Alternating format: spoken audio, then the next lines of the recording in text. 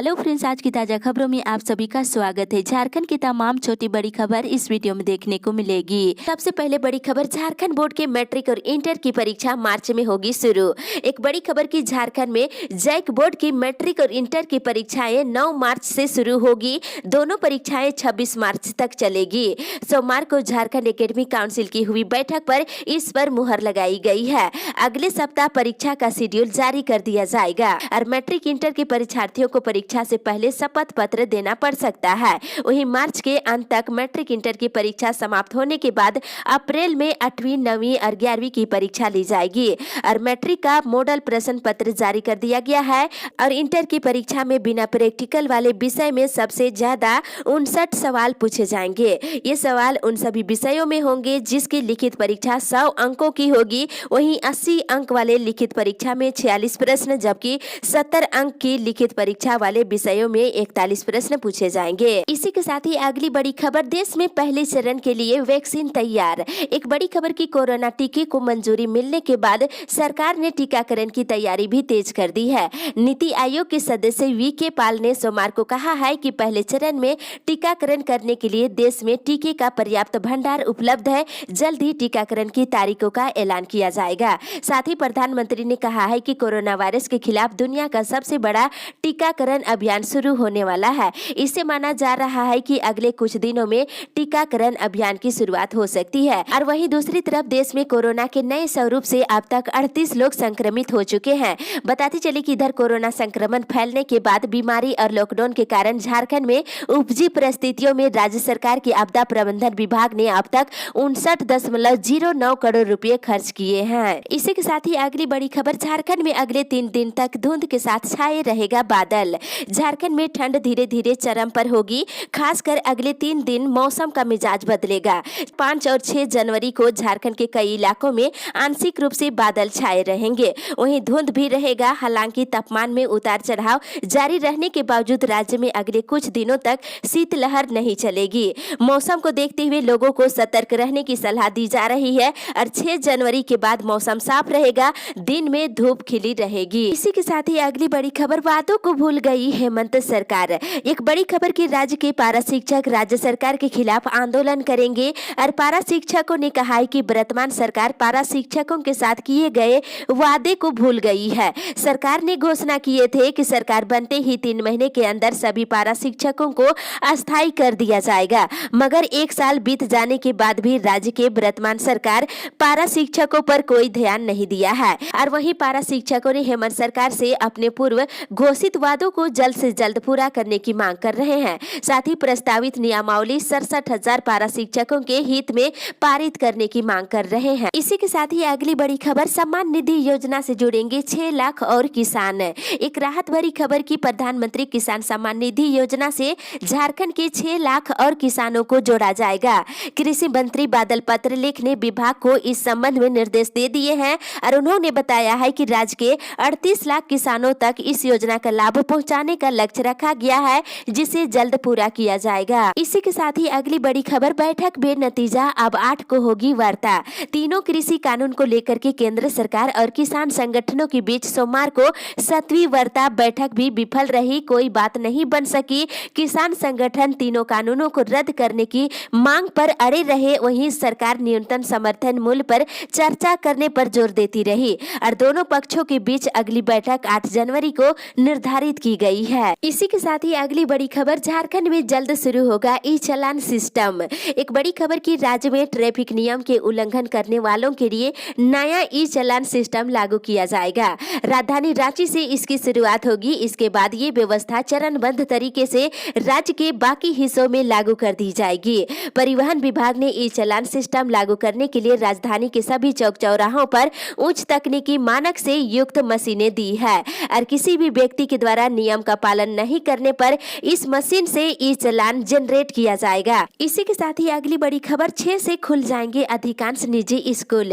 राहत भरी खबर की, राजधानी रांची के अधिकांश निजी स्कूल 6 जनवरी से खुल जाएंगे। फिलहाल स्कूल सिर्फ 10वीं और 12वीं के विद्यार्थियों के लिए खोले जाएंगे और सभी कक्षाओं के लिए स्कूल जनवरी के अंतिम सप्ताह तक निर्णय लिए जाने की संभावना है। वहीं 60% अभिभावकों का सुझाव आया है, इसलिए 6 जनवरी से स्कूल खोलने का फैसला फैसला लिया गया है। फिलहाल सुबह के 9 बजे से लेकर के दोपहर के 1 बजे तक कक्षाएं चलेगी और आज सभी शिक्षकों के साथ बैठक होगी और स्कूल संचालन के लिए चर्चाएं की जाएगी। 6 जनवरी से 30% विद्यार्थियों के साथ स्कूल खोलने का फैसला लिया गया है। इसी के साथ ही अगली बड़ी खबर, 2024 तक सभी को मिलेगा पक्का मकान। केंद्रीय मंत्री अर्जुन मुंडा सोमवार को सिमडेगा दौर पर पहुंचे। इस दौरान पक्करटार प्रखंड मुख्यालय में आयोजित कार्यकर्ता सम्मेलन में भाग लिए। उन्होंने कहा कि केंद्र में बैठी भारतीय जनता पार्टी की सरकार ने संकल्प लिया है कि 2024 तक सभी को पक्का मकान दिया जाएगा और साथ ही हर घर में पेयजल पहुंचाया जाएगा।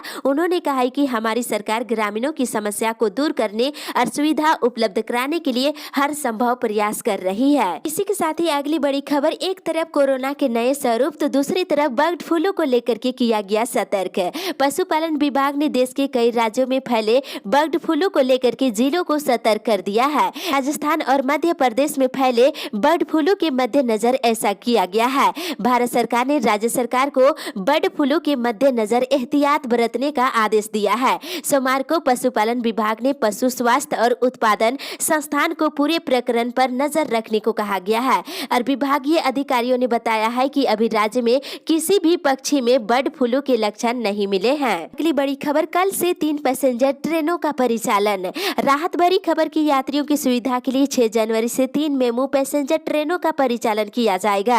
Asansol Ranchi MEMU passenger train 6 जनवरी से प्रतिदिन आसनसोल से चलेगी।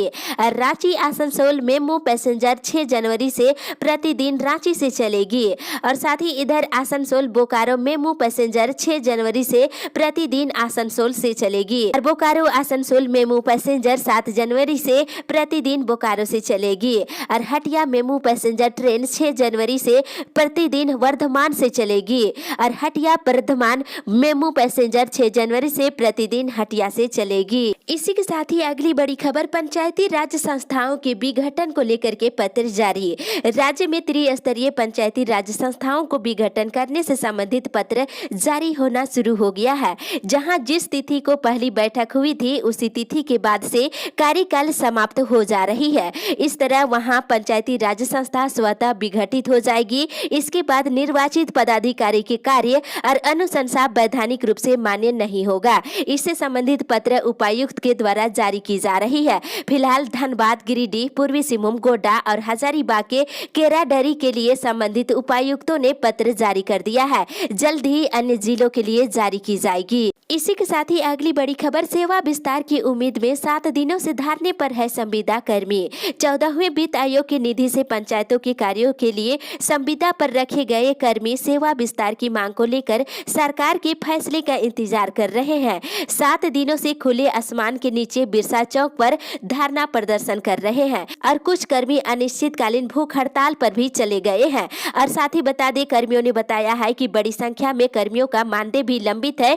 कई जिलों में साल भर या फिर 5 से 6 महीने से मानदेय भी नहीं मिला है। सेवा विस्तार करने के साथ ही लंबित मानदेय की मांग की जा रही है। इसी के साथ ही अगली बड़ी खबर, दिव्यांगों को बिना गारंटर ऋण देगी राज्य सरकार। अंतर्राष्ट्रीय ब्रेल दिवस पर भारत सरकार के कंपोजिट रीजनल सेंटर नामकुम में कैंप का आयोजन कर करीब 25 दृष्टिहीनों को स्मार्टफोन और डीजे प्लेयर दिया गया है। और इस मौके पर निःशक्तता आयुक्त ने कहा है कि राज्य में दिव्यांगजनों के लिए राज्य निधि का गठन की जा रही है। इस कोष से दिव्यांगों को बिना गारंटर के ऋण दिया जाएगा। वहीं दृष्टिहीनों की पठन पाठन सामग्री के प्रकाशन के लिए राज्य में एक ब्रेल प्रेस का गठन भी की जा रही है। इसी के साथ ही अगली बड़ी खबर, रोजगार देने का लक्ष्य पूरा नहीं, 15 तक बढ़ा अभियान।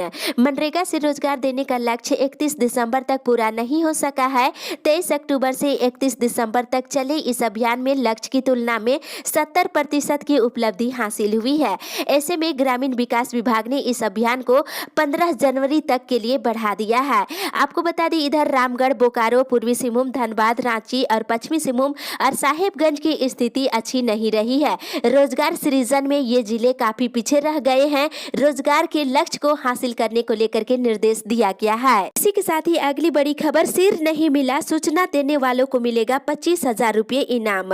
और मांझी थाना क्षेत्र के परसागढ़ जंगल में रविवार को पुलिस ने नंग अवस्था में युवती का सिर कटा हुआ शव बरामद किया है। दूसरे दिन भी पुलिस छानबीन करती रही लेकिन सिर नहीं मिला। इस मामले को लेकर के ग्रामीण एसपी के साथ ही डीएसपी सहित अन्य अधिकारियों ने बैठक किए और निर्णय लिया गया है कि सिरकटी, लाश और इस मामले में सूचना देने वालों को पुलिस की ओर से 25,000 रुपए इनाम दिया जाएगा। पहचान गुप्त रखी जाएगी। साथ ही अगली बड़ी खबर, इसी महीने खुल सकते हैं पार्क और कोचिंग। कोविड-19 संक्रमण रोकने के मद्देनजर लगाई गई पाबंदियों में ढील की संख्या और बढ़ाई जा सकती है। इसी महीने बंद पार्कों को खोलने के साथ ही क्लबों और होटलों में स्विमिंग पूल खोलने को लेकर के अनुमति दी जा सकती है। मुख्यमंत्री हेमंत सोरेन 15 जनवरी के आसपास राज्य सरकार की हाई लेवल स्क्रीनिंग कमेटी की बैठक बुलाने का निर्देश दिया है। बैठक में पाबंदियों में छूट की संख्या बढ़ाने पर विचार किया जाएगा। मिली जानकारी के अनुसार कोचिंग इंस्टीट्यूट और हाई स्कूलों में पढ़ाई की अनुमति देने पर मंथन किया जाएगा। राज्य में कोविड-19 संक्रमण की स्थिति को देखते हुए सरकार फैसला लेगी। इसी के साथ ही अगली बड़ी खबर, फिजिकल कोर्ट चालू कराने को लेकर अधिवक्ताओं का पैदल मार्च। अधिवक्ता कल्याण समिति ने सोमवार को रणधीर वर्मा चौक से जिला न्यायालय तक पैदल मार्च निकाला गया और अधिवक्ताओं की मांग है कि न्यायालय को पूर्ण रूप से नियमित शुरू किया जाए। और साथ ही इधर चकुलिया नगर पंचायत में जुस्को के खिलाफ 21 को प्रदर्शन करने को लेकर के रणनीति बनाई गई है। बताते चले कि जनप्रतिनिधियों ने कहा है कि जुस्को ने योजना में काफी अनियमितता बरती है और शिल्पी महल में निर्मित 2 नंबर पानी टंकी लीकेज है और काम पूरी नहीं होने के बावजूद भी अनन फनन में योजना का उद्घाटन कर दिया है, जिससे किसी को भी लाभ नहीं मिल पा रही है। सुधार करने की मांग की गई है। अगर सुधार नहीं होती है तो 21 जनवरी को विभाग के कार्यालय के समक्ष धरना प्रदर्शन किया जाएगा। अगली बड़ी खबर, झारखंड कोरोना अपडेट्स। झारखंड पिछले 24 घंटे के दौरान कोरोना के 160 नए मरीज मिले हैं। बताते चले मिले मरीजों में से बोकारो से 12, देवघर से 5, धनबाद से 16, दुमका से 1, पूर्वी सिंहभूम से 14, गढ़वा से 5, गिरिडीह से 2, गुमला से 1,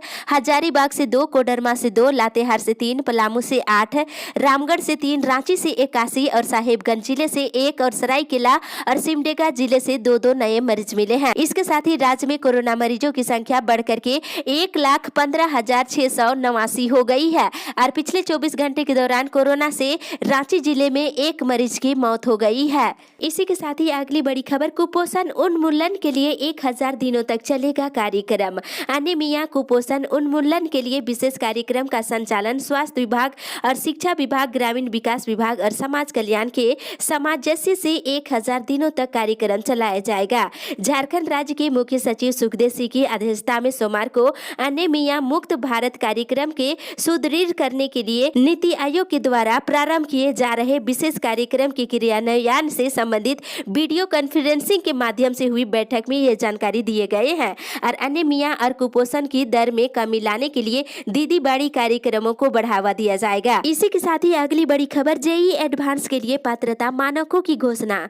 केंद्रीय शिक्षा मंत्री रमेश पोखरियाल निशंक 7 जनवरी को जेईई एडवांस 2021 की तिथि और आईटीआई में दाखिला से संबंधित पात्रता मापदंडों की घोषणा करेंगे। संभावना है कि इसमें जेईई एडवांस में बैठने के लिए 12वीं में 75% अंकों की अनिवार्यता से छूट दी जा सकती है। साथ ही इधर धनबाद जिले में 7 जनवरी को कोरोना वैक्सीन को लेकर के ड्राई रन किया जाएगा और साथ ही इधर पश्चिम बंगाल के सीएम ममता बनर्जी से सरना धर्म कोड का प्रस्ताव विधानसभा से पारित कर केंद्र सरकार को भेजने की मांग की गई है। ये जानकारी राजी पहाड़ा सरना प्रार्थना सभा के अध्यक्ष बंधन तिगा ने दिए हैं। और साथ ही इधर कोरोना टीकाकरण को लेकर के रांची जिले में तैयारी शुरू कर दी गई है। जिले के सभी प्रखंडों में टीकाकरण केंद्र बनाए जाएंगे और साथ ही इधर राज्य में 17 से लेकर के 19 जनवरी तक बच्चों को पोलियो की खुराक पिलाई जाएगी। इस अपडेट में बस इतना ही। आगे की खबर के लिए आप हमारे साथ बने रहें।